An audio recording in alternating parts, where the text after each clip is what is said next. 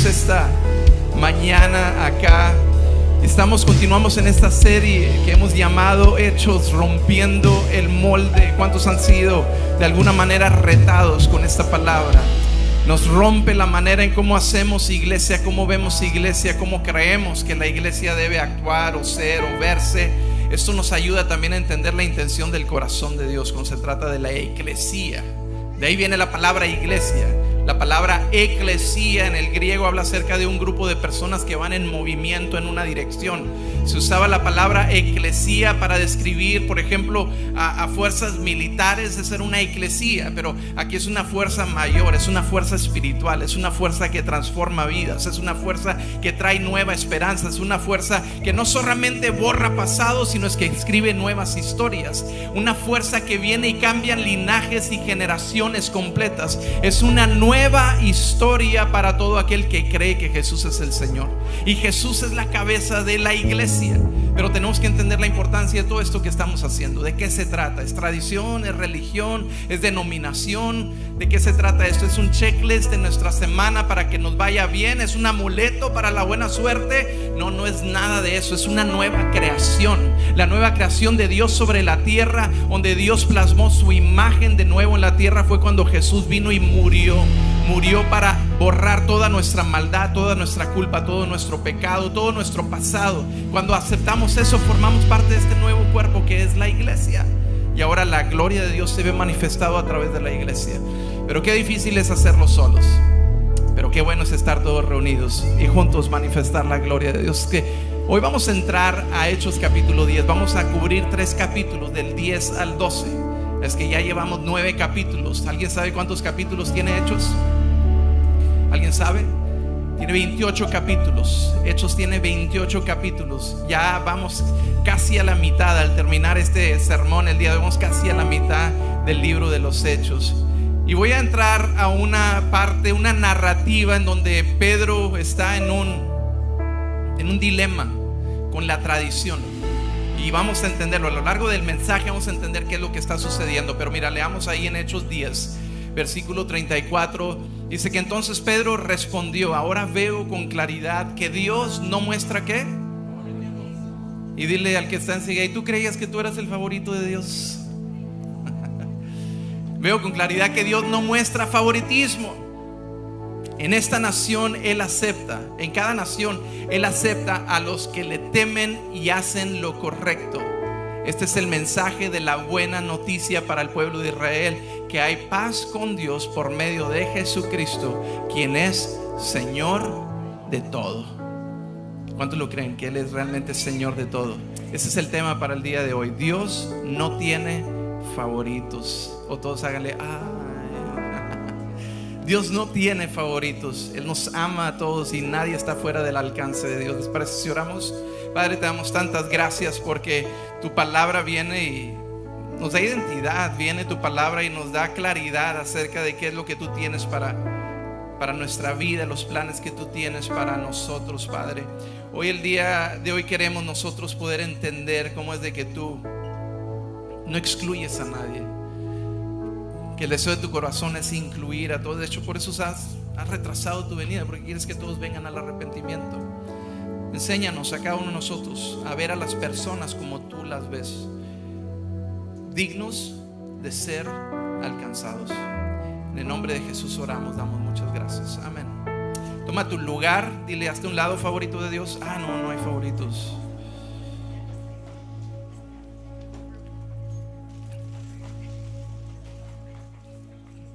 A lo mejor esas no son buenas noticias para alguno aquí. Oye, pues ¿cómo que no soy el favorito de Dios? En otras ocasiones les he dicho que todos los padres tienen favoritos y consentidos, ¿verdad? Los aman a todos por igual, pero tienen favoritos y tienen un consentido. ¿Aquí hay algún padre que pueda estar de acuerdo conmigo en eso? ¿Sí? Los que tienen más de 2 dicen: no es posible, no es posible. Nosotros, como tenemos 2, decimos: sí es posible. Tenemos un favorito y tenemos un consentido. Y así es, no tiene nada de malo tener favoritos. Pídele a Dios que te lo revele, Marcos. Le encanta el chisme a Marcos. ¿Quiénes son? ¿Quién es el favorito y quién es el consentido? Y la verdad del asunto es de que nosotros tendemos a tener favoritismo hacia ciertas cosas. Tenemos tendencia a tener favoritismo hacia ciertas personas. Incluso si tú eres compañero de trabajo con un grupo grande, algunos son tus favoritos, otros no son tus muy favoritos. A lo mejor como jefe de trabajo, a lo mejor si estás supervisando algún área, a lo mejor si eres dueño de algún negocio, dices, ¿sabes qué? Este es de mis empleados favoritos, o este es de mi equipo favorito, etcétera. Y nosotros tendemos mucho a dividir y etiquetar a las personas. ¿Estamos de acuerdo o no? Hombre, qué bárbaro, me encanta ¿cómo dice Aguiló? Sí, pero nosotros sí tenemos favoritos, ese es mi punto. No me eches a perder mi punto, Aquileo. Sí, wow, Aquileo. Pero vivimos en un mundo que constantemente divide, un mundo que constantemente etiqueta a las personas. Por ejemplo, en el sistema educativo, yo recuerdo que yo no era de los favoritos en el sistema educativo. Yo no era la mejor porque no era de los más sobresalientes, no era de los más... ¿cómo se dice cuando eres más, you're more outgoing? No era de los más acá, más activos, entonces no era naturalmente de los favoritos. Tampoco en los equipos de deportes, no era el primero que me escogían, eran los del chiste, yo, y era el último que escogían, me decían el yo, porque yo, y no me escogía. Sí es cierto, mamá, no me eches a perder la predicación, por favor. Yo estoy predicando, yo cuento la historia como yo quiera.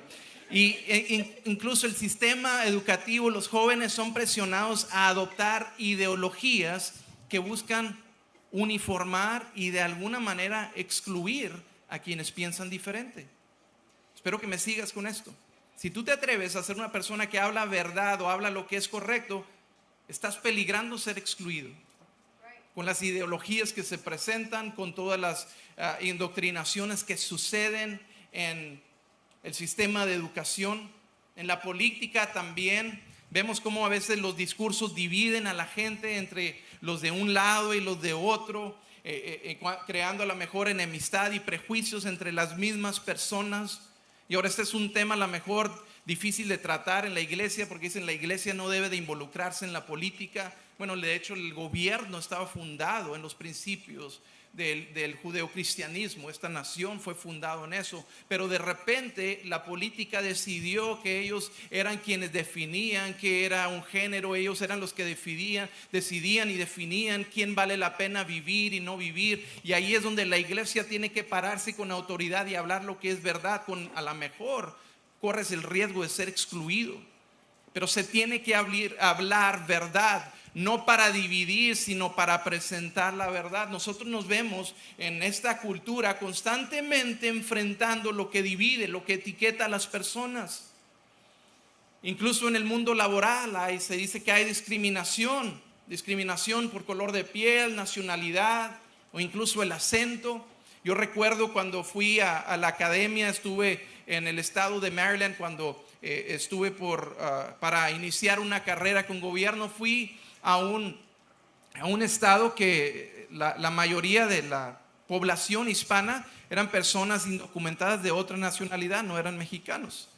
Venían de Centroamérica la mayoría de ellos. Entonces nosotros llegamos como hispanos y por primera vez en mi vida yo experimenté lo que se sentía ser de alguna manera, y no quiero tampoco sonar como que muy víctima, pero experimentar lo que es el racismo. Por primera vez en mi vida, ya tenía 20 y tantos años de edad. Sentirte excluido, donde estás en la línea y te brincaban así, como que no existes, como que no eres importante, como que pásate al final de la fila. Y todo eso existe el día de hoy, no podemos ignorarlo. Ese es el problema del pecado. Ese es el problema de lo que, como nuestra naturaleza humana tiende a dividir, a etiquetar a las personas, discriminar a las personas. Incluso en redes sociales, si tú te atreves el día de hoy a hablar algo acerca de la verdad o lo que es correcto, vas a ser cancelado. Te lo garantizo, vas a ser cancelado si no cumples con ciertos estándares culturales. Ahora que vimos todo este asunto del martirio y del asesinato de Charlie Kirk, muchas plataformas de distintos trasfondos, ya sea de fe o políticos, incluso artísticos, Quienes se atrevían a hablar a favor de una verdad eran cancelados y perdían cientos, si no decenas de miles de seguidores, si no cientos de miles de seguidores. Cuando tú hablas la verdad, vas a ser etiquetado de una manera o de otra. Eso es lo que nuestra cultura promueve, la cancelación. Y ahora eso a lo mejor es en grande escala, pero tú lo puedes ver que a veces somos cancelados en nuestro círculo. Eres ignorado de alguna manera, eres cancelado, ya no eres incluido cuando vienes a poner tu fe en Jesús. Tus amigos que antes te hablaban, ahora ya no te hablan. Tu familia que antes te invitaban a las carnes asadas, ahora ya no te invitan a las carnes asadas. ¿Por qué? Porque nosotros como seres humanos constantemente dividimos y etiquetamos a las personas. Nuestra cultura moderna lo etiqueta de esta manera: ¿quién merece y quién no? ¿Quién merece y quién no? ¿Quién es merecedor y quién no es merecedor? Esa es nuestra cultura moderna. Eso es lo que estamos viviendo. Eso es lo que se está formando en la mente de nuestros hijos. Eso es lo que está formando en la mente de nuestros jóvenes. Pero sabes que Dios no juega ese jueguito. Dios no participa en esos juegos. Dios no participa en el juego de que quién divide entre quién es aceptado y quién es rechazado según las etiquetas humanas. Dios no participa porque su evangelio está disponible para todos. Y hoy lo que venimos a entender es de que Dios rompe con toda etiqueta y abre las puertas incluso a quien nosotros le cerramos las puertas. De eso se trata Hechos de 10 al 12. De que Dios no hace, lo leíamos en una versión más antigua, Dios no hace acepción de personas. Me gusta como lo dice la Nueva Traducción Viviente. Dios no muestra favoritismo. Dios no muestra favoritismo. Y eso de alguna manera lo pone en otra perspectiva. Porque a veces decimos, no estoy haciendo acepción de personas. Todos son bienvenidos, pero tú te sientas atrás, tú te puedes sentar al frente. Dios no muestra favoritismo. Dios no muestra de una manera que alguien tiene una etiqueta que es aceptado y alguien tiene una etiqueta que es rechazado. El evangelio es para todos. Y nosotros como iglesia somos portadores del evangelio, de la buena noticia de la cual está hablando Pedro aquí. Ahora, si acaso hay alguien que está aquí por primera vez, no te consideras una persona de iglesia o de fe, o quizás en línea hay alguien que está conectado, no te consideras una persona de iglesia y de fe, a lo mejor you're just checking it out, alguien te invitó, a lo mejor no estás del todo convencido, y el motivo por el cual no estás del todo convencido es porque has visto que dentro de la misma iglesia existen estos favoritismos, existen estas acepciones de personas. Pero el verdadero evangelio, las buenas noticias es de que Dios no participa de esos juegos. Dios no cataloga a las personas de una manera en como que alguien está etiquetado como que sí merece mi amor y alguien está etiquetado como que no merece nuestro amor. Él no divide entre aceptados y rechazados. El evangelio es para todos. Él abre puertas, incluso los que la iglesia ha cerrado, Dios vuelve a abrir puertas. Y es por eso que hay tanta división en nuestra cultura, porque quien debe levantarse como una esperanza en la iglesia, muchas veces ha cerrado la puerta a quienes más lo necesitan. Pero eso cambia cuando rompemos el molde. Hechos nos ayuda a romper el molde. Yo crecí en la iglesia desde pequeño. Mis padres aceptaron a Jesús como su Salvador cuando ellos eran jóvenes, antes de casarse, y ellos habían aceptado a Jesús como su Salvador. Entonces yo tuve el grande privilegio de crecer en un hogar donde el evangelio era parte de nuestra vida. No estoy diciendo que yo todo lo hice bien, no estoy diciendo que viví una vida perfecta. Tuvo que haber una realización en mi vida que yo necesitaba un Salvador personal. Yo no necesitaba un salvador de mi familia, un salvador de mis padres, un salvador de mis abuelos. Yo necesitaba un salvador personal. Y esa realización llegó a la edad de 8 años. Yo recuerdo exactamente cuando me di cuenta que yo necesitaba un salvador. Cuando hice esta oración. Esta oración fue en una de las habitaciones de la casa de papá y estaba un radio como de este tamaño, gris, con bocinas grandes, y había una radiodifusora aquí en Roma, en esta área. KBMI se llamaba. Y esta radiodifusora, recuerdo que un hombre estaba haciendo la invitación de que nosotros éramos pecadores, necesitamos un Salvador. Y algo sucedió en mi espíritu que yo entendí eso. A temprana edad lo entendí. Ahora, no quiere decir que a partir de ahí, todo lo hice bien, que a partir de ahí no cometí más pecados. No, pero tenía la confianza de que había un Salvador personal. Pero De repente la tradición de iglesia, que la convertimos en religión, me hacía creer que yo no era digno de recibir el amor de Dios. Por errores, fallas, pecado, por la vergüenza. Y eso es lo que la iglesia debe romper. El molde de que tienes que ganarte el amor de Dios. El amor de Dios es por gracia, es un don inmerecido. No importa lo que hayas hecho la noche de ayer, no importa lo que hayas hecho media hora antes de entrar a este lugar, las noticias son de que tú eres el candidato perfecto para recibir el amor de Dios en tu vida. Y ese amor lo cambia todo. Ese amor cambia no nada más tu pasado, sino que también cambia tu futuro. Somos expertos en proyectar nuestro pasado hacia nuestro futuro y le pedimos a Dios, perdónanos. Pero mira, Dios tiene mucho mejores planes que solamente perdonar tu pasado. Él quiere darte un presente de propósito y un futuro con esperanza. Aquí decimos constantemente y queremos que todos lo crean y lo entiendan: esta no es una iglesia de segundas oportunidades. A veces se habla acerca, no, que esta es una segunda oportunidad. No, esta es una iglesia de nuevos comienzos. Algo mucho mejor que segundas oportunidades. ¿Qué pasa con una segunda oportunidad? En nuestra naturaleza humana, ¿qué sucede? Te perdono, pero no se me olvide, ¿verdad? O nomás yo soy así. Nomás yo, ¿verdad? Oren por mí, déjenme hincarme aquí para que oren por mí. Eso es lo que hace una segunda oportunidad. Pero el nuevo comienzo es borrón y cuenta nueva. Y su palabra dice que nuestros pecados fueron sepultados en lo más profundo de la mar. Eso nos da la idea y nos da el simbolismo de que Él no lo recuerda. De hecho, su palabra dice, no recordaré más su pasado. Entonces Él escribe una nueva historia. Él escribe un nuevo comienzo.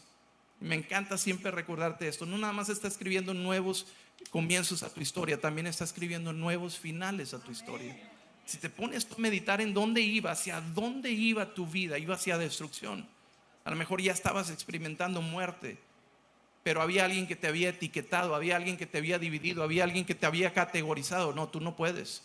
No, tú no mereces. Quizás fue las palabras que resonaban en tu mente, resonaban en tu espíritu, resonaban en tu alma. Alguien que te dijo en un tiempo, a lo mejor la voz de tus padres o la voz de tus antepasados. Alguien te recordaba que no eras digno, pero de repente viene un mensaje de buena noticia que te recuerda que Él murió por todos.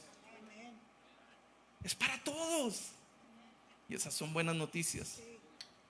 Y el mensaje de Hechos, capítulo 10 al capítulo 12, es de que Dios no tiene favoritismos. Él no muestra favoritismos. Dios no hace acepción de personas. Es el mensaje que nosotros debemos de vivir en nuestra vida. Es el mensaje que nosotros debemos de anunciar para otros. Dios no tiene favoritos. Entonces, ¿cuál es la religión favorita de Dios? Dios no tiene religiones favoritas. ¿Cuál es la denominación correcta para Dios? Dios no tiene denominaciones correctas. Hay un solo camino y es Jesucristo hombre. Hay un solo mediador y es Jesucristo hombre. Hay una sola verdad y es Jesucristo hombre. No son nuestros dogmas, no son nuestras ideologías, no son nuestros patrones. Dios pone convicciones en nosotros para seguir a Jesucristo. ¿Por qué esto es tan importante anunciarlo? ¿Por qué esto es tan importante entender y conocer? Porque lo que para nosotros son límites inquebrantables, para Dios son puertas abiertas. Y tú tienes que reconocer esto. Porque a veces nos llenamos de autojusticia, y me incluyo, soy el primero, en que nos indignamos a lo mejor cuando alguien vive una vida desordenada, cuando alguien vive o dice cosas que son ofensivas para la verdad o ofensivas para lo correcto. Nosotros también fuimos una puerta abierta en aquello que era inalcanzable. En un punto en nuestra vida nosotros también había personas que no estaban dispuestas a pasar estos límites, eran límites inquebrantables. Pero Dios, cuando estábamos muertos de nuestros delitos y de nuestros pecados, pero Dios, cuando aún éramos pecadores, pero Dios mostró su amor para con nosotros. Lo que para nosotros son límites inquebrantables, no, es que no podemos ir a hablarle a ese grupo de personas. Para Dios son puertas abiertas. Porque quizás están en una categoría, quizás están bajo una etiqueta. En tu salón de clase tú ves a alguien que está marginado, que nadie le habla, que se siente totalmente marginado, aislado. ¿Qué si esa es la puerta para que el amor de Dios entre y quebrante lo que una cultura ha venido a etiquetar, una cultura ha venido a esclavizar? Para Dios son puertas abiertas, lo que para nosotros son límites inquebrantables. Y como iglesia somos la respuesta. No porque hay algo bueno en nosotros, o sea, como seres humanos, o porque hicimos algo bien, sino porque Dios depositó algo valioso en nosotros. Un tesoro, y el tesoro es el evangelio. Seguimos siendo vasos de barro, como lo dice Pablo, para que Él se lleve toda la gloria. Pero el mensaje son tesoros. Estos tesoros es lo que muchas personas necesitan escuchar. Es que Dios no hace acepción de personas. Entonces te voy a relatar aquí la historia, cómo llegamos hasta donde estamos aquí el día de hoy.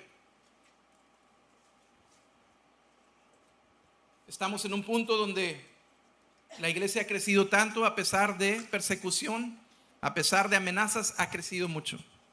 Han reclutado personas para hacer tareas importantes dentro de la iglesia. Era una tarea que le dieron un título como diáconos de la iglesia. 7 hombres fueron escogidos para esto. Entre ellos un hombre llamado Esteban, que estaba lleno de gracia y lleno del favor y del poder y la sabiduría de Dios. Pero también en la historia estaban aquellos que querían matar esta voz que presentaba esperanza. Había señales, había milagros, y eso provocaba que muchos venían a creer en el evangelio. En el primer siglo, en las primeras semanas de la iglesia, decenas de miles de personas se convirtieron al cristianismo. Entonces era una amenaza esto para los líderes religiosos, porque estaba rompiendo el molde. Entonces se levanta un hombre en particular llamado Saulo de Tarso, la región de Tarso, que era conocido como un hombre muy celoso de la ley judía.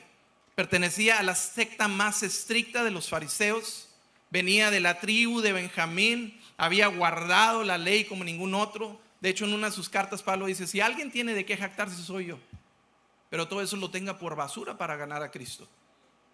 Y Saulo, tan celoso de Dios, escucha esto, tan celoso de Dios que con amenazas de muerte, dice la traducción Reina Valera, que respiraba amenazas de muerte, que cada palabra hablaba muerte en contra de los cristianos. Dice que le dieron muerte a Esteban, el primer mártir de la iglesia cristiana, el primer mártir. De ahí se levantó una gran persecución. Muchos se fueron de Jerusalén a áreas y regiones a su alrededor. Muchos salieron de Judea, muchos se fueron a otras naciones. Pero los judíos tienen algo que los une. Los judíos son muy unidos en su fe, en su creer. Entonces, estos que se esparcieron, cuando iban a las otras naciones, comenzaban a hablarle a otros judíos acerca del evangelio de Jesús. Y muchos judíos comenzaban a creer, porque seguían habiendo milagros, seguían habiendo señales. Sabes que no perseguimos nosotros los milagros y las señales como evidencia de Dios, pero Dios las usa para a veces mostrar su poder a quienes no creen. Dios sigue siendo un Dios milagroso, sí. ¿Qué es el motivo de los milagros? ¿Cuál es el motivo de las señales? Para que otros vean y crean. De eso se trata. No es un espectáculo. Hay quienes hacen un espectáculo, hay quienes hacen un show de lo que son los milagros de la fe. Y no se trata de eso. Los milagros, las señales, eran para que otros creyeran. Incluso cuando Juan nos narra las señales de Jesús, lo hace para que otros crean que era el enviado de Jesús. Le daba validez al mensaje. Entonces comienza a ver esta persecución. Espero que me sigan. Se van lejos de Jerusalén, que era el lugar, el epicentro del cristianismo. Salen a otras regiones a su alrededor y muchos comienzan a hablar acerca de Jesús. Se levanta la iglesia tan fuerte que Saulo lo hace más intencional. Pide cartas de las autoridades, va a Damasco para de esta manera arrestar a los cristianos, traerlos en cadenas y darles sentencia. En este camino a Damasco Dios lo encuentra. Dios transforma su vida. Esto lo veíamos la semana pasada. Se transforma ahora en un evangelista, ahora no en un perseguidor, sino en un predicador de la iglesia. Todo esto está sucediendo aquí en la primera etapa del cristianismo, de la iglesia cristiana. Y ahora cuando Saulo se convierte, ahora los judíos que eran los aliados de Saulo, ahora los judíos no pueden con Saulo. ¿Y sabes qué quieren hacer? Ahora quieren matar a Saulo. No sé si esto te suena o te resuena de alguna manera lo que estamos viviendo hoy en día, nuestra cultura. Como no pueden debatir con Esteban, dice que los judíos hicieron un complot para matarlo. ¿Cómo lo hicieron? Levantando mentiras, falsas acusaciones en contra de Esteban. Lo que se hace hoy en día. Y comienzan a hablar acusaciones y mentiras acerca de personas que se atreven a hablar la verdad. No creas todas las mentiras que presenta la cultura o las noticias. Tienes que hacer tu propia investigación de saber lo que se está diciendo es cierto. Te lo digo como un paréntesis. Entonces, cuando se da cuenta que lo quieren matar ahí en Damasco, regresa a Jerusalén. Y ahí en Jerusalén, pues todos están, oye, pues que este no era el que perseguía a los cristianos, ahora dice que es cristiano. Y comienza Pablo a contarle su experiencia. Y todo esto está sucediendo de una manera que Dios usa a muchos hombres, entre ellos uno de estos hombres se llama Bernabé. Y Bernabé da testimonio, no, lo que le sucedió a Saulo es verdad, mira, yo estuve con él en Damasco, él predicó, él se enfrentó contra amenazas, es cierto lo que Pablo vivió. Esto está sucediendo en Jerusalén. Ahora en Jerusalén quieren matar a Pablo o a Saulo. Quieren matarlo, hay amenazas de muerte. Y todo esto está sucediendo en una iglesia que sigue creciendo. La iglesia, la adversidad no es algo que la detiene, es algo que la multiplica. Ahora está sucediendo esto en Jerusalén. Pedro, ¿alguien recuerda a Pedro? Que negó a Jesús 3 veces. Pedro, el que le mochó la oreja, el que estaba ahí en el jardín de Getsemaní intentando arrestar a Jesús. ¿Alguien recuerda a Pedro? El que caminó sobre las aguas. Bueno, ahora Pedro anda por todos otros lados predicando acerca de Jesús, haciendo milagros. Paralíticos son sanados. Incluso hay gente que está siendo resucitada de entre los muertos. ¿Te puedes imaginar ese cuadro? Alguien que ya creyó en Jesús, ya está en el cielo, está adornando su mansión y de repente le suena en la puerta y le dicen, I'm sorry, you have to go back. Pedro está orando por ti y ya resucitaste. Ahí nos vemos más. Ay, tan bonita que estaban las calles de oro aquí. Todo esto está sucediendo. Muchos están creyendo en el mensaje del evangelio por las señales y por los milagros. Y mientras Pedro está haciendo todo esto y se queda ahí en una región por un año porque aumentaron mucho el número de creyentes, dice que se quedó con ellos en un año. Que cerca de ahí es donde se nos introduce a otra persona que no es judía. Espero que me estén siguiendo aquí en la historia. Si no, pueden ir a leerla ahí en Hechos. Estamos en 10, 11 y 12. Un hombre llamado Cornelio. ¿Alguien ha escuchado acerca de Cornelio? Este hombre era un centurión. Tenía a su cargo, era un hombre romano, no era un hombre judío.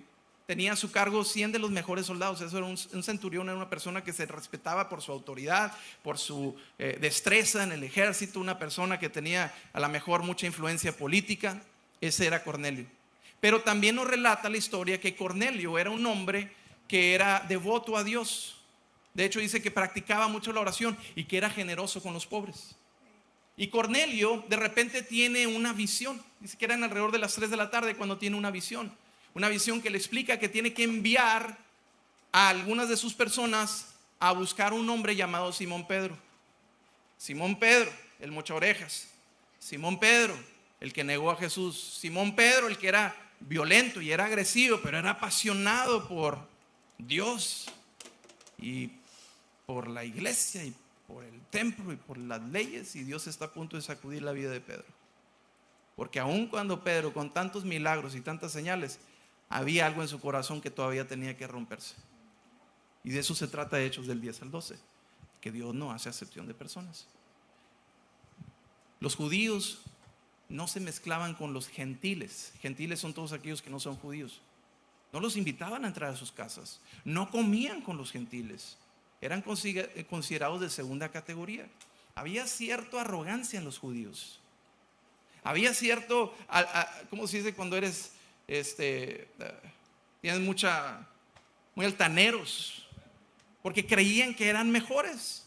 Y por eso Juan, cuando escribe ahí en su evangelio, dice, a los suyos vino, pero los suyos no lo recibieron. Y Dios fue a todos los que le recibieron y les dio la potestad de ser hechos hijos de Dios. Todos, ahí estamos incluidos todos nosotros. A lo mejor tú dices que yo no crecí en la iglesia, yo no crecí en el ambiente de iglesia, yo no crecí en el ambiente de fe. No importa. Dios vino a los suyos para hacer la obra a través de ellos, pero lo rechazaron. Dios se manifestó a todos los demás. Entonces la señal era esa. Le dice, envía a uno de tus siervos, ve y busca a un hombre llamado Simón Pedro y lo vas a mandar traer. Y cuando él llegue aquí, él te va a explicar de qué se trata todo esto que tú has estado buscando.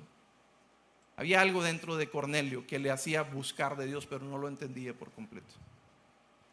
Entonces se dejan ir, vivían como a 30 millas de distancia, donde estaba ahí en Cesarea y donde estaba Pedro. Había como 30 millas de distancia entre uno y otro, entonces era un viaje de un día de camino. Cuando llegan, dice que era alrededor del mediodía. Pedro estaba en un aposento alto, estaba como en una azotea, estaba orando alrededor del mediodía, y mientras estaba orando le sucedió lo que muchos de nosotros nos sucede cuando estamos orando: nos da hambre. ¿A alguien le pasa lo mismo que a Pedro? Ay, voy a orar, y nomás pensamos orar y estamos oliendo las tortillas de harina. Ay, Señor, así oliría el maná del cielo que tú enviaste a tu pueblo allá en... Entonces le da hambre y baja a cocinar. Todo esto lo relata la historia ahí en Hechos. Y mientras está cocinando, dice que entra como en un éxtasis y Dios le manifiesta una visión. Esto es lo interesante. Todo esto va a tener sentido, así es que sígueme tantito. Mientras está cocinando, lo que era permitido para ellos como judíos comer, porque dentro de la ley había muchas cosas que no podían comer, dice que Dios le dio una visión, que como el cielo se extendió como si fuera una sábana grande, y de los 4 puntos salían diferentes tipos de animales que eran prohibidos comer para los judíos. ¿Me sigue? Y Dios le dice a Pedro: vamos, mata uno de esos, prepáralo, cocínelo y cómelo. No, no, Señor, yo no. Pedro ya estaba acostumbrado a decirle que no al Señor. Cuando Jesús quiso lavarle los pies, ¿qué dijo Pedro? No, a mí no. Cuando Jesús dijo: vamos, hay que ir y voy a entregar mi vida. No, Jesús, tú no puedes morir. ¿Qué era esto? Esto era la autojusticia de Pedro. Es de como que no, yo no voy a permitir que el Señor, yo debo lavarte los pies a ti, Jesús. Pedro, si no permites que yo te lave los pies, no tienes parte en el reino de los cielos. Señor, lávame todito. No, cálmate, nomás los puros pies. Ahí está en la Biblia, no le estoy inventando nada. Entonces Pedro dice: no, Señor. Pedro, prepáralo y no, yo nunca he comido algo inmundo en mi vida. Yo siempre he guardado la ley. Pedro, cocínalo, prepáralo y cómelo. Yo no, Señor. ¿Sabes qué le dijo Jesús? Cuando le dijo: es que eso es inmundo. Espérame, lo que yo he limpiado, no te atrevas a llamarle inmundo. Cuando yo leía eso esta semana, sacudía mi espíritu. Porque cuántas veces nos hemos sentido de que somos inmundos, somos inmerecedores. Y ahora este no es un predicador hablándote, este no es un pastor hablándote, este no es una evangelista hablándote, este es Jesús mismo hablando desde el cielo, diciéndole a Pedro: tu autojusticia no sirve de nada. Lo que yo hago es lo que lo cambia todo. Y no entendía Pedro qué estaba sucediendo. Y mientras está esta visión y mientras está esta revelación, sucede algo. Suenan a la puerta en donde está quedándose Pedro ahí con un hombre llamado Simón. Y mientras están sonando la puerta, Pedro va y abre y se da cuenta, porque uno de los 3 hombres era un soldado romano. Imagínate, Pedro se sorprendió, o sea, se ha haber sentido como que estoy a punto de pecar. Están a punto de unos gentiles entrar a la casa donde yo estoy. ¿Qué hacen ustedes aquí? Me brinqué un poquito. Antes de que suceda eso, Dios le dice: mira, van a venir, van a tocar la puerta, te van a decir que vayas a Cesarea, no te resistas, ve con ellos. Ok, Señor. Cuando vio quién estaba en la puerta, a lo mejor por eso dijo Pedro: con razón me dijo que no me resistiera, porque por Pedro se hubiera resistido a pasar ese límite. ¿Cómo voy a pasar ese límite? No, está bien, yo todo lo hago por Dios, pero pasar ese límite, amar a esa persona, extender un abrazo, ir hacia abajo, ir a la necesidad, no, permíteme, eso yo no. Yo en la iglesia sirvo, yo en la iglesia levanto las manos. No, yo puedo hablar acerca de Jesús a lo mejor en una plataforma, pero no me invites a ir a las calles donde están las personas que llevan una vida desordenada. No, eso no es para mí. Yo nunca eso es lo que a veces la iglesia no entiende, que la iglesia, lo dijo un pastor de la mejor manera, la iglesia, el cristianismo, el evangelio es un mendigo diciéndole a otro mendigo: ¿en dónde está el pan? He encontrado el pan, vengo a decirte en donde tu hambre puede ser saciada. He encontrado el agua de vida que sacia tu alma. Ven para que vengas a beber tú también. De eso se trata la iglesia, de eso se trata el evangelio. Y somos llamados a eso, a no mostrar favoritismos. No, claro que sí, Dios te ama, Dios te bendiga. No te me rimes.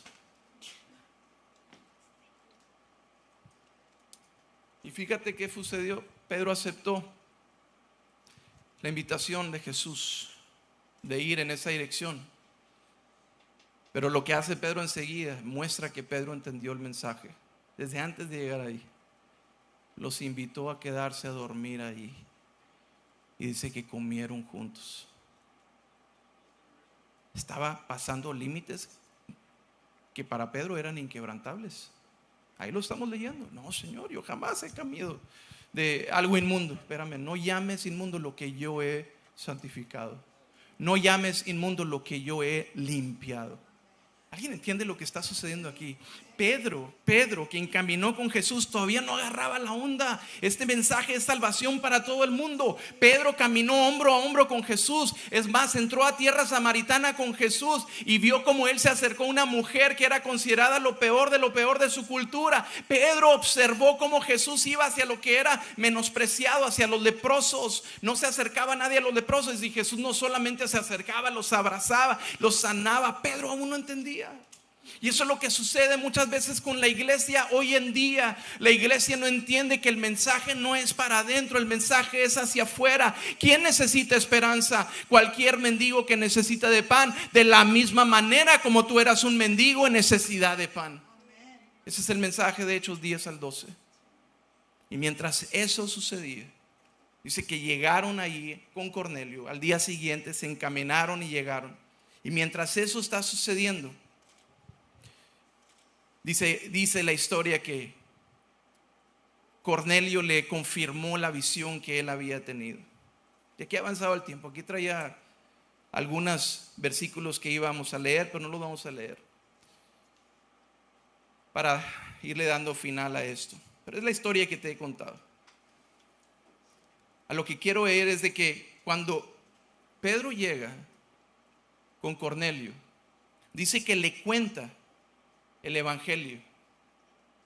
Y después de que él le cuenta el evangelio, dice que Jesús le contó cómo Jesús anduvo haciendo el bien, sanando a todos los que eran oprimidos por el diablo, porque Dios estaba con él. Dice, ahora nosotros somos testigos como apóstoles. Lo que él hizo, lo mataron, lo colgaron en una cruz, Dios lo resucitó al tercer día, y después Dios permitió que se apareciera, no al público en general, sino a nosotros.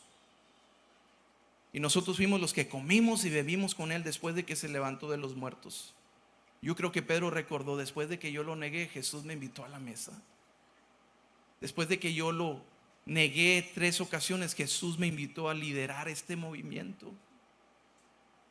Él nos ordenó que predicáramos en todas partes y diéramos testimonio de que Jesús es a quien Dios designó para ser el juez de todos, de los que están vivos y los muertos.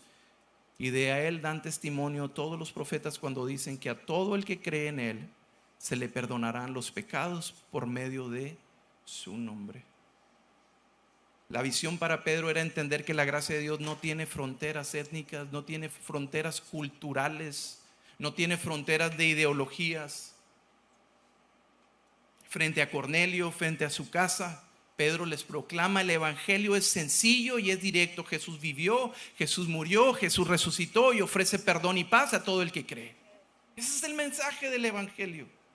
Y a veces creemos de que es tan difícil que yo no puedo compartirlo. Entonces Dios no tiene favoritos. Dios no está excluyendo a nadie de su gracia.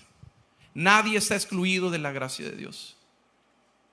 Y producción, ayúdame, ve hasta la pantalla que sigue después de estos versículos, porque quiero que leamos esto. A veces pensamos que el evangelio es complicado o es solo para los que ya saben, pero la gracia de Dios es clara, es poderosa para transformar cualquier vida. El evangelio es sencillo, sí es sencillo de entender, pero es poderoso para transformar. Y eso es lo que nuestras escuelas necesitan: un evangelio sencillo pero poderoso. Eso es lo que las familias necesitan: un evangelio sencillo pero poderoso. Eso es lo que nuestras áreas de gobierno necesitan: un evangelio sencillo pero poderoso. Dios no excluye a nadie de su gracia. Aún lo que era considerado como que eran gentiles, estaban en otros límites. Dios le muestra a Pedro: ellos también son parte. Ok, quizás diría Pedro, bueno, son parte, pero no pueden recibir todo lo que nosotros recibimos. Nosotros ya recibimos el Espíritu Santo. Ellos están recibiendo a Jesús. Nosotros recibimos al Espíritu Santo. Hechos 10, 44, 45. Ponme esto rápido, por favor. Dice que mientras Pedro aún hablaba, el Espíritu Santo descendió sobre Cornelio, diciendo, mientras Pedro aún estaba diciendo estas cosas, el Espíritu Santo descendió sobre todos los que escuchaban el mensaje. Los creyentes judíos, porque Pedro se había llevado unos creyentes de donde estaba, que habían llegado con Pedro, quedaron asombrados al ver que el don del Espíritu Santo también era derramado sobre los gentiles. Y más tarde, cuando Pedro es cuestionado en Jerusalén, porque llegó el reporte a Jerusalén, llegó a la base, llegó al epicentro del cristianismo. Ya nos dimos cuenta, Pedro, que anduviste comiendo con gentiles. Pedro, ya nos dimos cuenta que invitaste a gentiles a entrar a tu casa. No, es que ustedes no experimentaron lo que yo experimenté. Ah, sí que experimentaste. Y ahí es donde los testigos que Pedro llevaba con él dieron testimonio de que el mismo Espíritu que los llenó a ellos allá en el Pentecostés también llenó a Cornelio y toda su casa cuando recibieron el mensaje de las buenas noticias del Evangelio. El Evangelio es sencillo, pero es poderoso para transformar. Dice Hechos 11, 1 al 4, que la noticia de que los gentiles habían recibido la palabra de Dios pronto llegó a los apóstoles y a los demás creyentes de Judea. Así que cuando Pedro regresó a Jerusalén, los creyentes judíos lo criticaron. Entraste en una casa de gentiles y hasta comiste con ellos. Ya te vimos que te andas reuniendo con aquellas personas que son blasfemos. Ya te vimos que te andas reuniendo con aquellas personas que tienen un estilo de vida muy diferente a lo que Dios demanda. Ya te vimos, a ver quiénes te van a criticar. Pero tú tienes que entender que el mensaje es para todos. Dios nos muestra favoritismo, no hay acepción de personas. Hay quienes necesitan escuchar el mensaje, que es sencillo pero poderoso para transformar.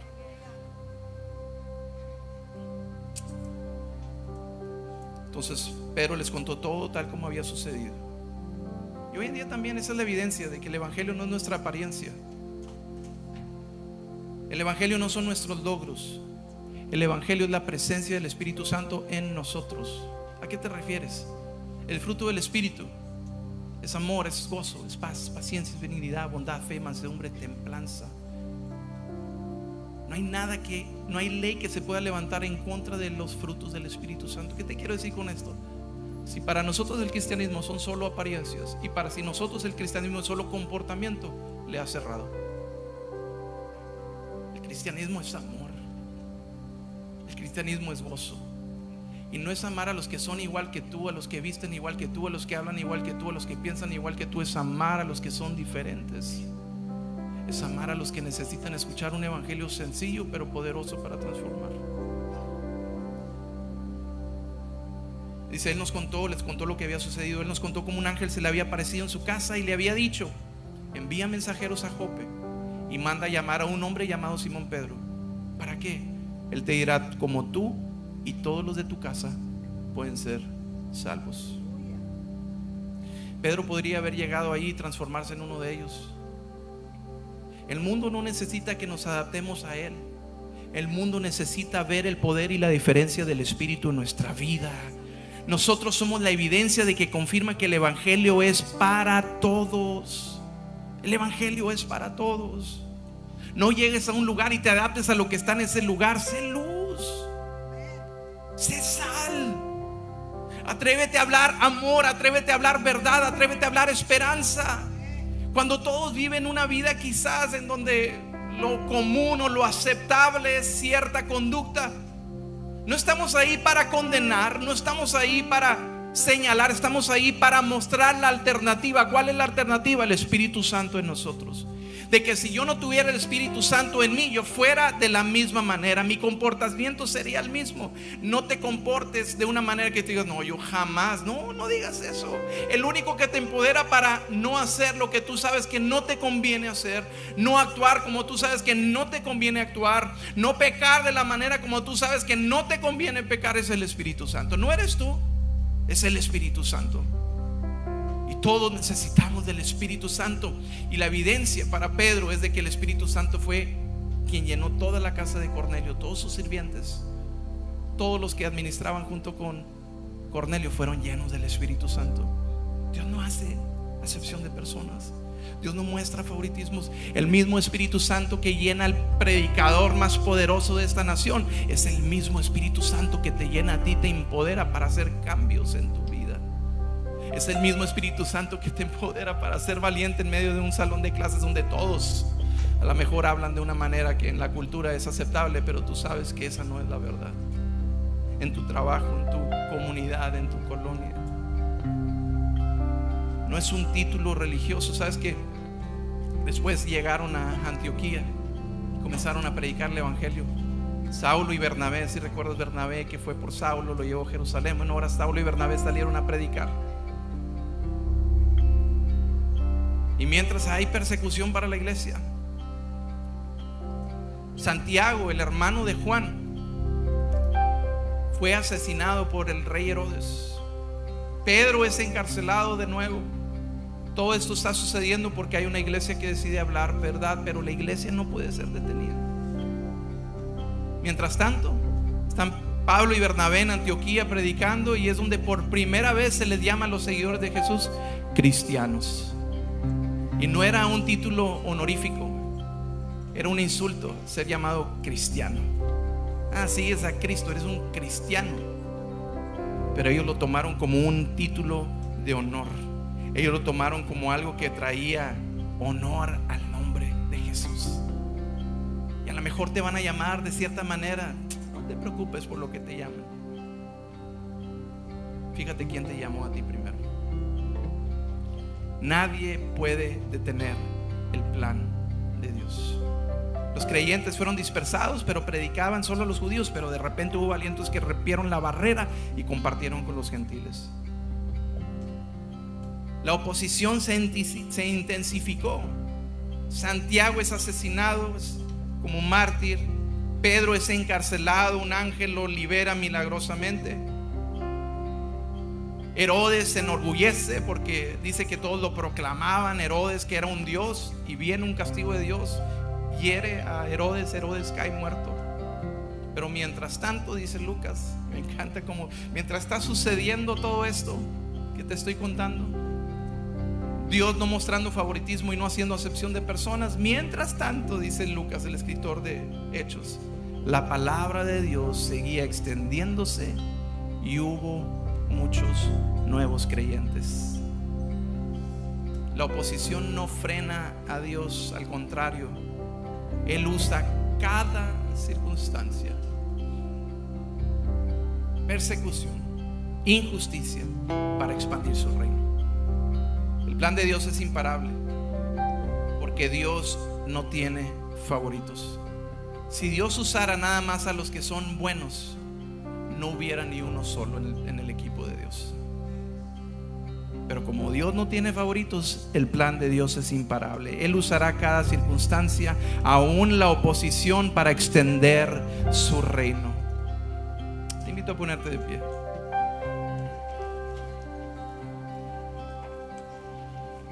¿Cómo vivimos este mensaje hoy? Te voy a decir, como iglesia vamos a romper prejuicios. Vamos a cruzar fronteras, vamos a cruzar límites, vamos a mostrar con hechos la gracia de Dios. ¿Alguien quiere hacer eso como iglesia? Como familias, vamos a enseñar a nuestras familias, vamos a enseñar a nuestros hijos que toda persona es valiosa a los ojos de Dios. ¿Alguien quiere hacer eso? Como individuos vamos a vivir en la evidencia del Espíritu. ¿Qué quiero decir con eso? No vivimos en una experiencia externa, no vivimos en nuestro parecer o en nuestro comportamiento. Vivimos en la evidencia eterna, en el fruto del Espíritu, que es amor, que es gozo, que es paz, que es paciencia, es benignidad, bondad, fe, mansedumbre, templanza. Y no hay ley que pueda en contra del fruto del Espíritu. Es que te recuerdo esto: Dios no tiene favoritos. El Evangelio derriba nuestras barreras humanas y extiende la salvación a todos los que creen, porque Dios no tiene favoritos, y la evidencia del Espíritu en ti es el mayor testimonio que puedes dar. El Evangelio de Dios va a avanzar incluso por medio de la oposición, incluso por medio de la persecución. Y el Evangelio de Dios está aquí el día de hoy para más de uno. Está aquí para salvar tu vida y salvar tu eternidad. Quizás para ti esto es nuevo. Nunca habías escuchado acerca de Jesús viniendo a este mundo para morir por ti, pagar el precio de tu pecado, resucitar al tercer día para darte una vida eterna. Bueno, si tú nunca habías escuchado ese mensaje, hoy ese mensaje es para ti y hoy es tu día de salvación. ¿Qué tienes que hacer? Hay algo que se ha movido en tu espíritu, hay algo que has sentido aquí dentro de ti. Una palabra nos dice que con el corazón se cree para justicia. Ya sucedió lo primero. Ahora te toca confesar con tu boca, porque se confiesa con la boca para salvación. ¿Qué significa salvación? Salvación significa una nueva vida en Cristo, que hemos muerto a nuestro pasado, a nuestro pecado, y nos levantamos a una nueva vida en Cristo. Y no quisiera que el día de hoy, si alguien ha entendido eso, se vaya sin la oportunidad de recibir el regalo de salvación. Un mensaje que es tan sencillo, pero a la vez tan poderoso para transformar. Tienes que confesarlo con tu boca. Y mira, lo vamos a hacer todos juntos. Vamos a orar en voz alta, visión al beneficio de aquellos que vienen una nueva fe en Cristo. Hoy vamos a orar en voz alta. Y si ese eres tú, que lo has creído con tu corazón, ahora confiésalo con tu boca. Dile: Padre Celestial, te doy gracias por tu palabra, que me ha ayudado a entender y conocer que he pecado, y que mi pecado me ha alejado de ti. Pero ahora creo y entiendo que Jesús murió en la cruz del Calvario para pagar el precio de mi pecado. Fue sepultado y se levantó entre los muertos para darme vida eterna. Declara esto fuerte: Señor Jesús, te recibo como mi único y suficiente Salvador. Padre Celestial, escribe mi nombre en el libro de la vida y yo te seguiré por el resto de mis días. En el nombre de Jesús. ¿Cuántos dicen amén a eso? Si es así tu oración, bienvenido a la familia de Dios. Bienvenido a un evangelio que derriba fronteras y barreras humanas, a un evangelio que extiende salvación a todo el que cree. Así que esta semana vamos a salir de este lugar y vamos a predicar las buenas noticias de salvación, de que no hay favoritos para Dios, todos están incluidos en su plan. ¿Alguien quiere hacer eso conmigo? Hay que llenar el cielo y vaciar el infierno. Hay que traer un avivamiento a esta tierra. Hay que proclamar la verdad sin importar que se levante en nuestra contra. Porque te recuerdo esto: si Dios está contigo, no importa quién se levante en tu contra. Es que Visión, les amo con todo mi corazón, y mi deseo es de que puedas caminar en la máxima expresión de lo que Dios te ha diseñado para hacer. Y eso sucede dentro de la iglesia. No dejes de congregarse. Está presente cada domingo aquí. Trae a tus hijos, plántalos en la casa de Dios para que vean lo que Dios puede y va a hacer a través de un corazón dispuesto. Quiero bendecir tu vida antes de que salgas de este lugar. Declaro la bendición de Dios Padre sobre ti. Que el Señor te bendiga, que el Señor te guarde, que el Señor haga resplandecer su rostro sobre ti y que Él tenga de ti misericordia. Que el Señor alce sobre ti su rostro y que Él ponga en ti paz. Declaro el nombre de Dios Padre sobre tu vida y Él te bendice en el nombre de Jesús. Amén. Nos vemos la próxima semana, Visión.